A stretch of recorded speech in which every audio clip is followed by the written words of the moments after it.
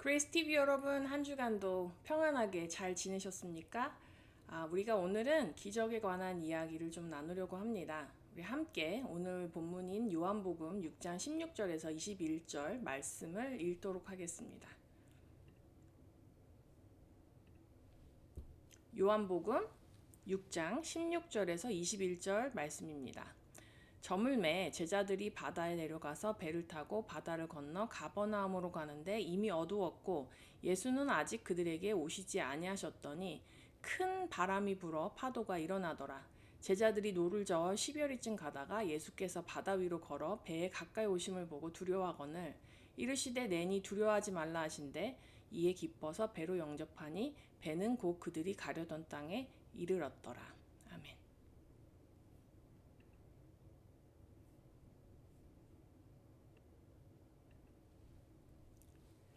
우리가 기적에 관해서 이야기를 하면 너무 허무맹랑한 이야기로 느껴지기 때문에 오늘 주제 기적에 관한 이야기를 보시고 아마 별 흥미 없이 지나치려고 하신 분들이 많을 줄로 압니다. 우리가 이제는 기적보다는 요즘 시대에는 능력과 실력과 부를 늘려서 고난이 와도 문제 없는 삶을 원할 뿐이지 기적이 어떤 기적이 일어나서 고난을 피해가는 일에는 조금 관심이 덜한 것 같습니다. 기적의 존재 자체도 믿기가 참 힘들고 기적은 아주 가끔 우리가 예상치 못할 때 일어나기 때문에 어쩐지 내가 기적을 바란다는 것은 극히 낮은 확률을 믿고 사는 너무나 나약하고 불안정한 삶이기 때문입니다. 그런데 내가 직면하는 모든 일을 기적으로 만들 수 있다면 여러분은 어떻게 하시겠습니까? 영의 세계의 일들은 우리가 사는 세상과 어떤 로직이 다르기 때문에 이 세상의 논리로 모두 설명할 수 없는 것이 사실입니다. 다만 우리가 알아야 하는 것은 영의 세계에서도 돌아가는 로직과 체계가 존재하고 이 세상의 개념으로 영의 세계를 그 안에서 일어나는 것들을 설명할 수가 없지만 반드시 어떤 규칙에 의해서 돌아간다는 것입니다. 이 규칙을 만들고 정하고 돌아가게 하시는 것은 우리 주님인 예수 그리스도이십니다. 영의 세계의 일들이 예수를 통해서 이 세상에서 이루어질 때 우리 눈에는 그것이 기적으로 보입니다마는 사실은 예수님의 영의 세계에서는 이런 우리가 봤을 때 기적이라고 생각되어지는 이런 일들은 당연하게 이루어지는 일상생활의 일이라는 것입니다. 그래서 제가 결론부터 말씀드리면 예수님의 손이 닿고 예수님을 통한 모든 일은 이러한 이유로 기적이 됩니다. 예수님이 하시는 모든 일은 기적이 되는 것입니다. 오늘 제가 몇 가지 단계로 기적의 레시피를 한번 설명을 해보려고 합니다. 제가 기적이 만들어지는 과정과 재료들을 설명드리면 우리가 우리 삶에서 겪는 고난을 어떻게 기적으로 바꿀 수 있는지 배울 수 있을 것 같습니다.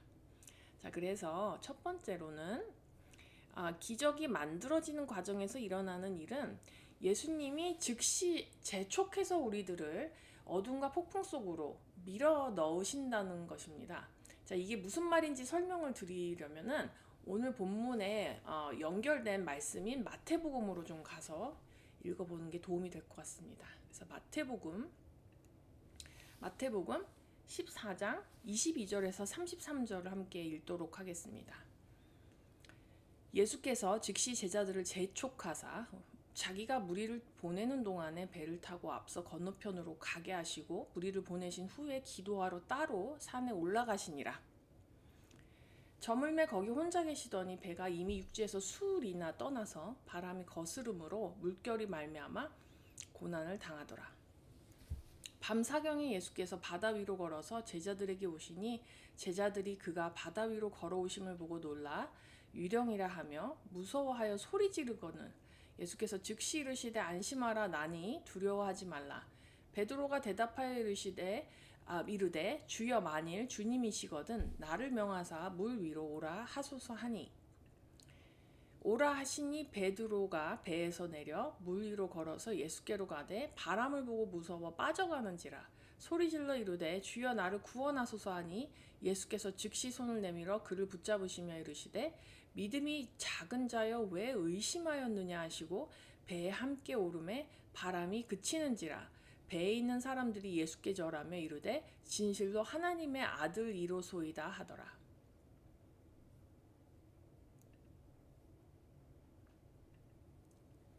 요한복음은 공관복음보다 3, 40년 후에 쓰여진 복음서이기 때문에 저자인 요한이 굳이 이미 쓰여져 있는 공관복음에 쓰여져 있는 내용을 더 자세히 쓸 필요가 없었습니다. 그래서 동일한 말씀인 마태복음이나 마가복음의 내용을 읽어보면 오늘 요한복음에 나온 그런 내용을 더 자세한 정보를 얻을 수가 있습니다. 근데 마태복음을 읽어보면 예수님은 오병이어의 기적 이후에 즉시 제자들을 재촉해서 배를 태우셨어요. 그 배가 큰 폭풍으로 인해서 엄청난 고난을 겪을 것을 아셨을 텐데 그 배에 제자들을 급히 태워서 보내시고 예수님 자신은 혼자 산에 올라가 기도를 하셨습니다. 제자들이 탄 배가 이미 육지에서 멀리 떠나서 바다 한가운데 떠 있어서 폭풍우와 비바람으로 물결이 거세져서 배가 부서질 위기의 상황 속으로 제자들을 재촉해서 보내셨다는 겁니다. 자, 여러분의 삶은 어떠십니까? 가끔 알 수 없는 폭풍과 같은 상황에 떠밀려져서 고난받고 계시지요? 주님이 마치 나를 혼자 버려두신 것 같은 느낌을 혹시 받으실 때가 있습니까? 고난의 폭풍우가 너무 거세서 인생의 파도가 너무 험해서 기도할 정신조차 없을 때가 분명히 있으실 줄 압니다. 그런데 주님은 즉시 재촉해서 우리를 그 난파의 위기를 당할 배 위에 태워서 우리를 혼자 보내실 때가 있습니다. 물결이 험난하고 어두워서 앞이 보이지 않는 바다 한가운데로 우리를 혼자 배에 급하게 즉시 태워 보내실 때가 있습니다. 세상에 혼자 남은 것 같은 느낌을 받게 하실 때가 있습니다. 이것이 기적이 만들어지는 레시피의 첫 과정입니다. 우리는 우리 인생에 고통과 고난이 없기를 간구합니다. 그런데 주님은 우리 인생의 바다 한가운데서 폭풍이 일 것을 분명히 아시면서도 우리를 그 한가운데로 혼자 보내십니다. 제 아들이 지난 여름에 수영을 배웠어요. 수영을 처음 배우는데 수영을 가르쳐 주신 선생님이 아이를 그냥 물에 입수시키시더라고요. 아이를 안아서 물에 천천히 적시는 게 아니고 첫날부터 풍덩풍덩 애가 그냥 물에 빠져서 물도 좀 들이키고 허우적대도록 좀 놔두시는 것 같았어요. 아이가 허우적대도 제가 부모로서 걱정하지 않은 이유가 있습니다. 수영 선생님은 절대로 허우적대는 아이를 잡아주거나 꺼내주지는 않았지만 제 아들에게서 한시도 눈을 떼고 있지 않는 것을 제가 봤습니다. 허우적대며 물장구 치고 필사적으로 팔을 휘젓고 있는 아이를 건져주지 않고 더 매몰차게 아이를 물속에 놔뒀지만 선생님은 한순간도 아이에게서 눈을 떼지 않고 아이를 지켜보고 있었습니다. 예수님은 우리를 파도가 거센 바다 한가운데 즉시 재촉해서 배를 태워서 혼자 보내십니다. 우리가 인생의 풍파에 허우적대도 우리를 즉시 꺼내주시지 않고 더 매몰차게 그 바다에서 허우적대도록 놔두십니다.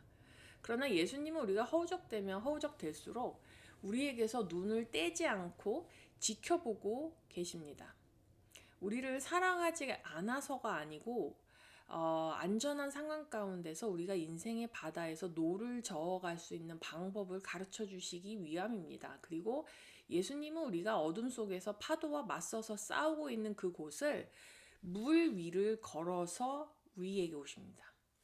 그리고 즉시 우리를 안심시키고 우리를 건져주십니다. 우리가 육신적인 일로 고난을 몹시 당하고 있을 때 예수님은 영적인 세계의 공간과 시간을 초월한 방법으로 우리에게 다가오십니다. 예수님이 하시는 모든 일은 기적의 연속이고 이 물리적인 지구상의 힘을 거스르는 그분의 힘과 권위로 우리에게 와주시고 우리를 안심시키시고 건져주시고 하십니다. 예수님이 물리를 걸으시는 일은 지구상에서만 기적이지 영적인 세계에서는 의뢰에 일어나는 일인지 모르겠습니다. 우리와 전혀 다른 차원에서 다른 존재로 계시는 영원한 하나님이 일시적이고 한정적인 세상에 우리를 만나 주실 때 이러한 일들이 일어나는 것입니다.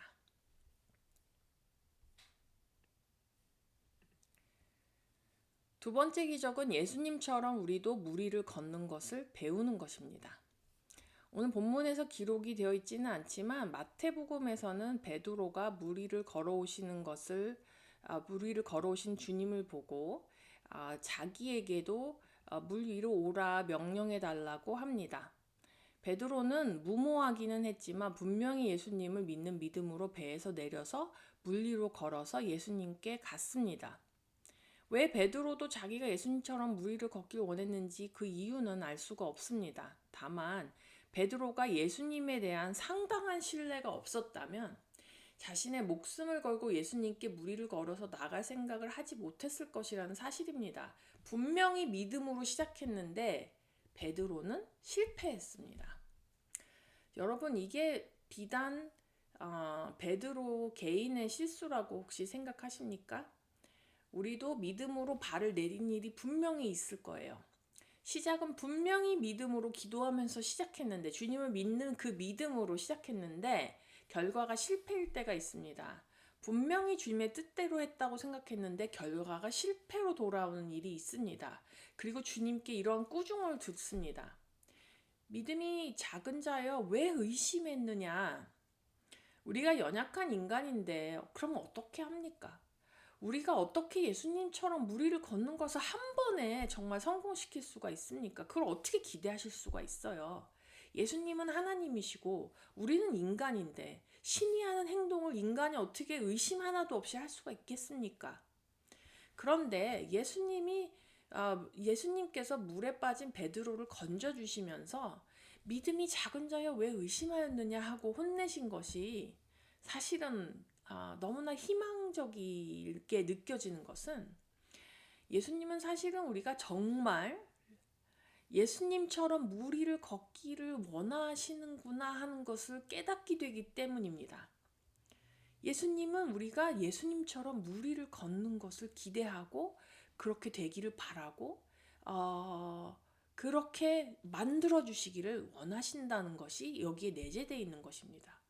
예수님이 베드로에게 그래 그럼 네가 그럼 그랬지 내가 실패한 것이 당연하다 이렇게 하지 않으셨다는 겁니다.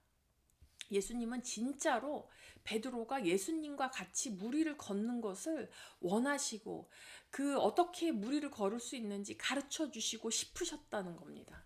예수님은 우리가 믿음으로 시작해서 실패할 때 내가 실패하는 게 당연하지 하고 위로를 해주시는 게 아니고 너는 나처럼 물 위를 걸을 수 있는데 왜 믿지 못하니 하고 책망을 하십니다. 그 이유는 우리가 세상의 모든 고난과 고통과 슬픔의 파도 위를 예수님처럼 걸을 수 있게 예수님께서 가르쳐주고 싶어 하시기 때문입니다. 이 변화무쌍하고 불안정하고 위기와 질병과 범죄와 전쟁과 이 부패와 갈등이 멈추지 않는 이 세상의 물결 위를 우리가 예수님처럼 걸을 수 있게 가르쳐 주시겠다고 약속하시는 겁니다. 예수님처럼 물 위를 걷는 것을 배우는 것은 단 한 가지의 방법입니다. 하나님의 나라의 사람으로 영원의 진리를 따라 살고 하나님의 통치에 순종하는 할 때 우리가 예수님처럼 물 위를 걸을 수 있게 되는 것입니다. 이 세상의 방법으로는 물 위를 걸을 수 없습니다. 혹시나 시작을 할 수 있을지는 몰라도 실패합니다. 물에 빠질 것입니다. 그러나 하나님이 통치하시는 나라의 진리대로 사는 영생을 가진 사람은 예수님이 하신 일을 그도 똑같이 할 수 있습니다. 하나님의 방법대로 예수님은 이 세상 물결 위를 평안하게 걸으셨습니다. 하나님의 방법대로 우리는 이 세상에 파도치는 물결 위를 여유롭게 걸을 수 있습니다. 이것이 기적이 만들어지는 방법입니다. 이러한 내용은 또한 요한복음 14장 12절에 정확하게 예수님께서 말씀하셨습니다. 제가 읽어드릴게요. 내가 진실로 진실로 너희에게 이르노니 나를 믿는 자는 내가 하는 일을 그도 할 것이요 또한 그보다 큰 일도 하리니 이는 내가 아버지께로 감이라. 예수님께서 물 위를 걸으셨다면 예수님의 제자들도 물 위를 걸을 수 있다고 주님께서 분명히 말씀하시는 겁니다. 자, 마지막으로 오늘 본문 21절을 보니까 예수님을 배로 영접하자마자 배가 즉시 목적지에 도착했다고 합니다. 자, 지도를 하나 보여드릴게요. 지도 크게 보여드릴게요. 지도를 보시면 금방 알 수 있습니다. 이 갈릴리 호수 그 지도를 오른쪽에 이렇게 크게 확대해 놨는데요. 티베리아에서 가버나움 쪽으로 이렇게 서쪽에서 북쪽으로 이렇게 호수를 건너가는 그 길인데요. 디베리아 갈릴리 바다에서 건너편 가버나움까지는 상당한 거리였습니다.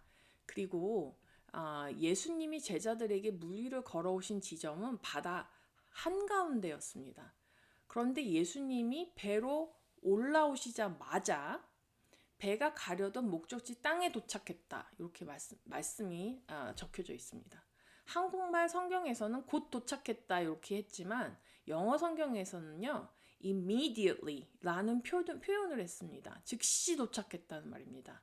이것은 예수님이 물 위를 걸어오신 그 기적만큼 정말 큰 기적입니다. 예수님이 배에 타시니까 바로 도착지에 도착한 것입니다.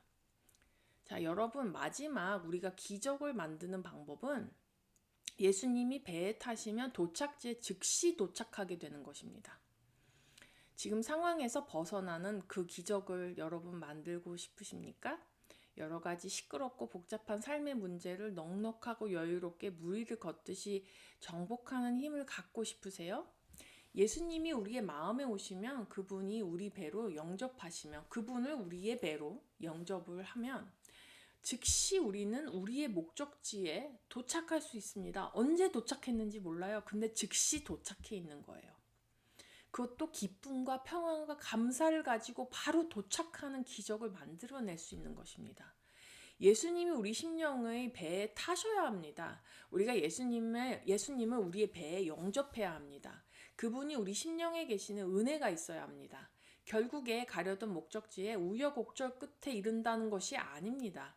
즉시 도착하게 됩니다. 여러분, 예수님의 배에 올라타서 예수님께서 우리의 심령의 배에 올라타시도록 바로 영접하세요. 그분은 우리 심령에 채우세요. 그분이 내 마음에 오시기를 간구하고 사모하고 바라보세요.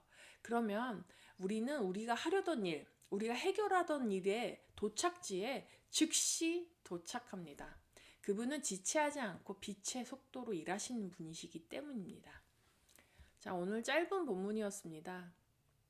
여러분과 고난 속에서 기적이 이루어지는 방법에 대해서 오늘 잠시 나누었습니다.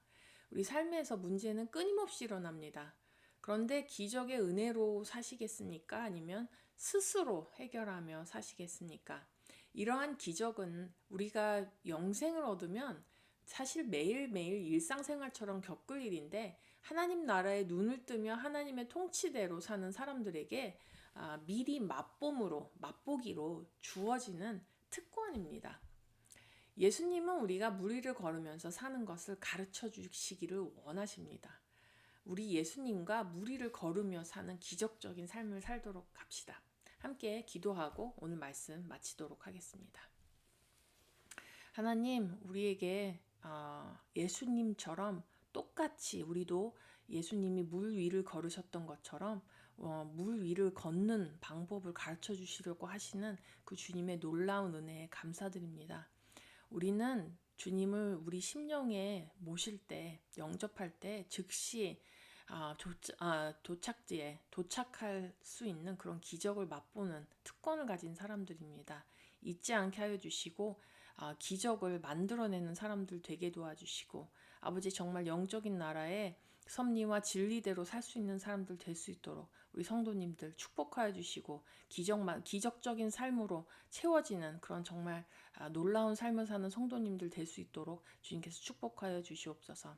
이제는 하나님의 사랑과 예수 그리스도의 은혜와 성령의 감화감동 교통하심이 이 자리에 모여 우리의 고난을 물 위를 걸어가신 예수님처럼 그 위를 고요히 걸어갈 수 있게 하시는 주님의 그 사랑에 힘입어 살고자 하는 모든 성도들 위에 이제로부터 영원까지 함께 하시기를 예수 그리스도의 이름으로 축복하며 기도합니다. 아멘. 감사합니다. 오늘 하루 정말 은혜로운 삶 사시기 원하고 또 정말 갖가지 기적을 또 성령의 은사를 맛보시며 사는 강건한 삶 사시기를 축복합니다. 건강하시고 다음 주에 뵙도록 하겠습니다. 안녕히 계세요.